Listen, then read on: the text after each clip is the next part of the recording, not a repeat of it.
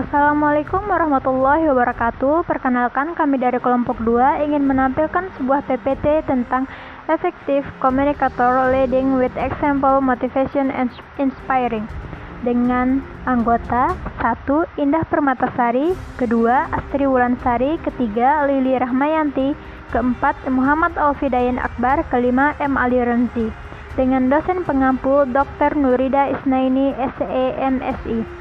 Dengan subtema adalah Effective Communicator, 2. Leadership Awakening, ketiga memimpin dengan keteladanan, keempat Motivating and Inspiring. Baiklah, kita saksikan video PPT berikut ini. Selamat menyaksikan. Terima kasih. Effective Communicator, Jawami'ul Kalim. Ketika menyampaikan nasihat, Rasulullah senantiasa memilih kata-kata yang tepat, lafaz yang indah, mengena di hati, dan menancap dengan dalam. Karena itulah beliau dikenal oleh para sahabat sebagai orang yang memiliki Jawami'ul Kalim, atau orang yang mampu merangkai kata yang sederhana namun luas makna. Leadership Awakening. Proses kepemimpinan melalui pendekatan ayat Al-Quran bisa diterapkan dalam dunia, organisasi, maupun bisnis. Banyak wahyu yang telah diturunkannya memerintah untuk membangkitkan kepemimpinan dalam diri, atau Leadership Awakening. Masyarakat yang tinggal di Quraisy itu sangatlah menyukai syair dan juga cerita. Maka dari itu mereka setiap tahun mengadakan perlombaan syair. Di samping itu masyarakat tersebut juga pandai dalam mengarang cerita seperti kepahlawanan. Dari sinilah Rasulullah itu menyampaikan dakwanya. Rasulullah pun juga mempunyai cara penyampaian yang berbeda, yaitu dengan bahasa yang magnetis agar dapat menarik masyarakat. Rasulullah juga menyampaikan pidatonya di tengah-tengah sahabat, yaitu tentang tema kebaikan di dunia dan di akhirat, agar masyarakat yang mendengarkan itu termotivasi untuk menjadi lebih baik lagi. Nabi sendiri dijuluki dengan Jawami'ul Kalim, yang berarti orang yang ucapannya singkat namun bermakna luas dan juga mengandung berbagai hikmah. Di hadapan para sahabat, Nabi terkesan sangat positif. Untuk menjadi seorang pemimpin yang efektif diperlukan kemampuan berkomunikasi yang terampil. Tugas seorang pemimpin yaitu dengan mengkomunikasikan secara jelas dan juga berulang-ulang mengenai visi, strategi, sasaran, dan tujuan organisasi. Terlepas dari itu, seorang pemimpin pun juga harus dapat mengkomunikasikan nilai dan prinsip organisasi. Tujuannya adalah agar mereka memahami pekerjaan apa yang perlu dilakukan dan mengapa, serta peran apa yang harus mereka lakukan oleh tiap orang secara keseluruhan.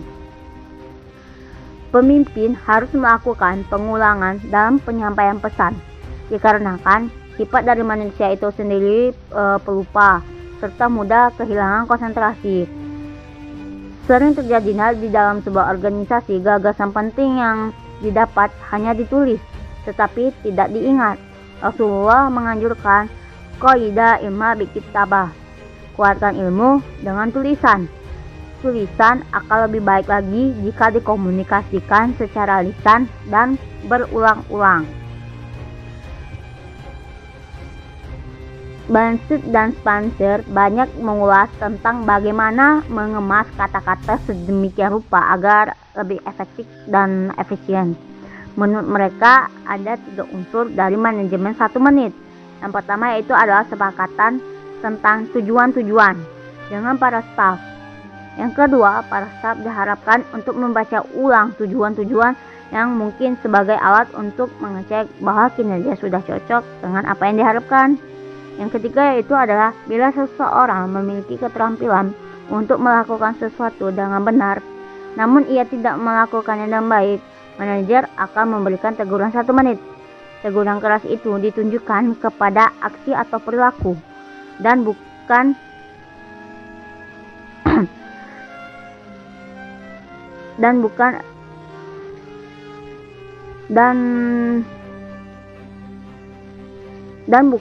pada orang yang melakukannya.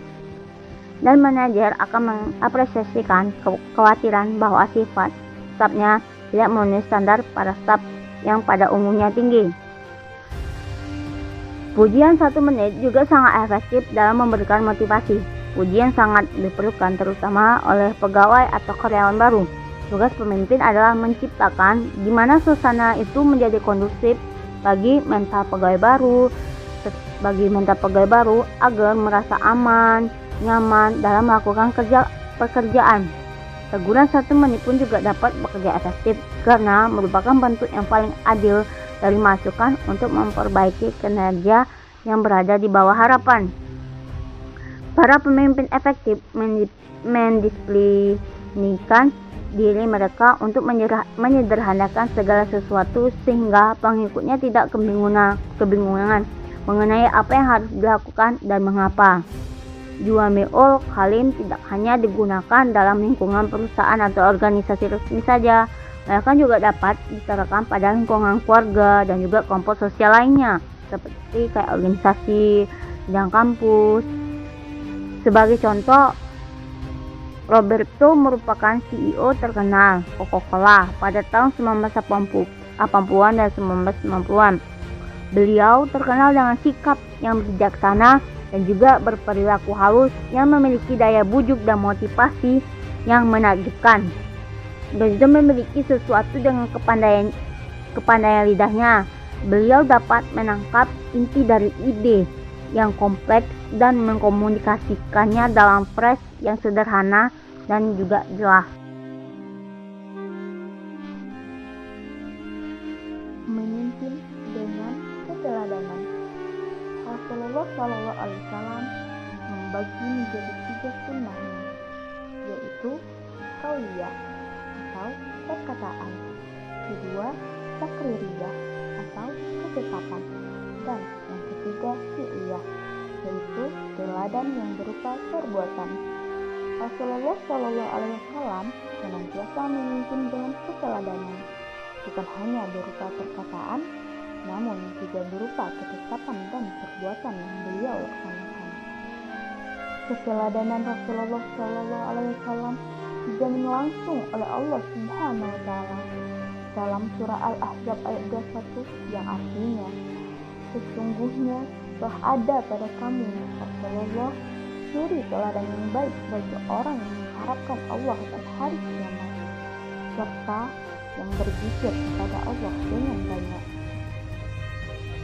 Pada ayat tersebut mengemukakan 2 keteladanan yang terdapat pada Rasulullah, yaitu dalam aspek kepribadian beliau secara totalitasnya adalah teladan, dan kedua dalam arti adanya kepribadian beliau yang patut diteladani. Posisi Nabi Muhammad SAW, yaitu pertama adalah sebagai Rasulullah, perkataannya adalah wahyu dan pasti benar. Yang kedua sebagai mufti atau fatwanya atas perkata pasti benar. Yang ketiga hakim atas perkara, hukum formalnya pasti benar, tetapi bisa saja para pihak berbohong atau menyembunyikan fakta sehingga putusannya tidak tepat sebelum diluruskan waktu. Yang keempat, pemimpin masyarakat mengambil kebijakan sesuai dengan situasi dan kondisi tertentu. Bisa jadi meminta pendapat sahabat seperti strategi sumur Badar. Dan yang kelima insan, yaitu Rasulullah SAW mempunyai kekhususan, yaitu pertama, beliau wajib tahajud. Yang kedua, beliau dilarang menerima zakat. Dan yang ketiga, boleh beristri lebih dari 4. Kemudian, Nabi Muhammad SAW mempunyai selera tertentu, seperti sukanya beliau pada paha kambing. Dan yang terakhir, Nabi Muhammad SAW adalah manusia seutuhnya. Beliau dapat merasakan rasa sehat, sakit, lapar, kenyang, dan juga meninggal.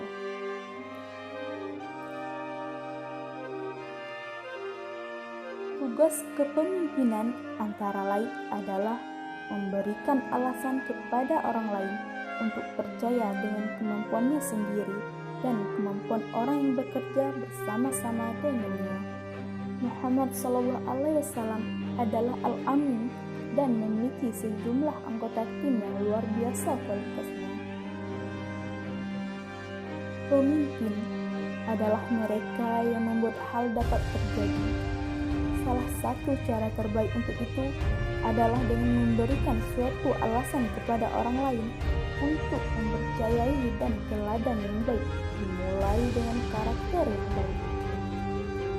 Para pengikut bukan hanya mencari arahan atau guidance, dan para pemimpin tetapi juga teladan. Jika mereka tidak menemukan karakter yang baik dan bisa diteladani, maka dengan mudah mereka akan meninggalkan pemimpin. Leadership adalah suatu tindakan mempengaruhi atau memberikan suatu proses kepada seseorang maupun individu di dalam suatu instansi atau organisasi dengan memberikan tindakan yang dilakukan sebagai teladan yang disebut sebagai role model. Dalam melakukan suatu tindakan, kita memberikan pengarahan yang tepat, cepat, dan sesuai dengan tujuan yang diinginkan dengan konsisten dalam tujuan tersebut. Tips keteladanan. Yang pertama adalah jika kita meminta seseorang melakukan sesuatu, pastikan kepadanya bahwa kita juga bisa melakukannya. Kedua, jika Anda menerapkan aturan yang baru, maka pastikan kita juga bisa mematuhi aturan tersebut. Ketiga, perhatikan perilaku karyawan atau individu tersebut secara sungguh-sungguh agar tidak adanya ketidakadilan di dalam suatu organisasi atau suatu instansi tersebut. Keempat, jika melakukan aturan bagi setiap orang, pastikan aturan itu juga berlaku bagi diri kita sendiri. Motivation and inspiring. Pertama, tujuan motivasi. 1. Tujuan motivasi mendorong agar kita menunjukkan kemampuan kita secara terbaik. Kedua adalah membangkitkan rasa kepercayaan diri di dalam diri seseorang. Mitos-mitos yang berkaitan dengan motivasi. Saya dapat memotivasi orang lain. Uang adalah motivator terbaik. Ketakutan adalah motivator yang paling tepat. Para nabi sebagai motivator terbaik. 1. Nabi Muhammad SAW adalah sebagai motivator terlengkap di dalam semua sendi kehidupan, yaitu spektrum kehidupan. The super leader of super manager. Kedua, Nabi Musa alaihissalam, di mana beliau memiliki ketegaran melawan Fir'aun. Ketiga, Nabi Nuh alaihissalam, di mana beliau memiliki kesabaran dalam berdakwah selama 950 tahun berdakwah. Keempat, Nabi Ismail alaihissalam, keikhlasan beliau untuk mengorbankan diri demi ketaatan kepada Allah. Kelima, Nabi Sulaiman alaihissalam, beliau memiliki kekuasaan menguasai manusia, jin, dan binatang. Keenam, Nabi Ibrahim, beliau memiliki ketulusan dan pengorbanan, siap dibakar dan diasingkan. Ketujuh, Nabi Isa alaihissalam, di mana beliau memiliki kefasihan manusia terkecil yang bisa berbicara. Al-Quran sebagai motivator utama kehidupan. 1. Memberikan kabar gembira. 2. Tidak ada pengorbanan yang sia-sia selama kita mengamalkan Al-Quran karena ridha Allah. Ketiga, mengisahkan beratnya penderitaan umat terdahulu, namun mereka kuat dan sabar. Keempat, memberikan janji dan komitmen terhadap surga. Kelima, memberikan keberhasilan perlu pengorbanan. Motivasi sang Nabi. Dalam hal ini, banyak sekali penderitaan yang dipikul dan dilewati oleh para nabi terdahulu, di mana mereka menyebarkan dakwah dengan beribu-ribu jalan dan beribu-ribu ujian, di mana mereka memiliki kesabaran yang sangat luar biasa, sehingga mereka mendapatkan gelar ulul azmi. Motivasi Rasulullah.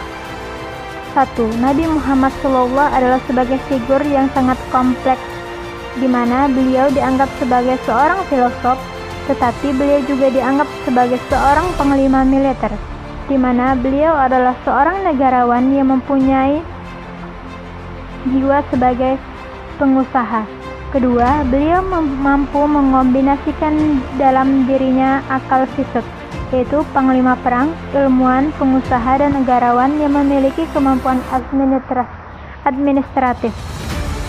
Cara Rasulullah memotivasi. Rasulullah memberikan banyak motivasi dan inspirasi kepada sahabat dan umatnya, baik secara ucapan, kata-kata, kesempatan, dan bentuk perbuatan. Demikianlah yang dapat kami sampaikan. Jika ada kesalahan dan kesilapan, kami mohon dimaafkan. Kami tutup dengan walillahi taufiq wal hidayah. Wassalamualaikum warahmatullahi wabarakatuh.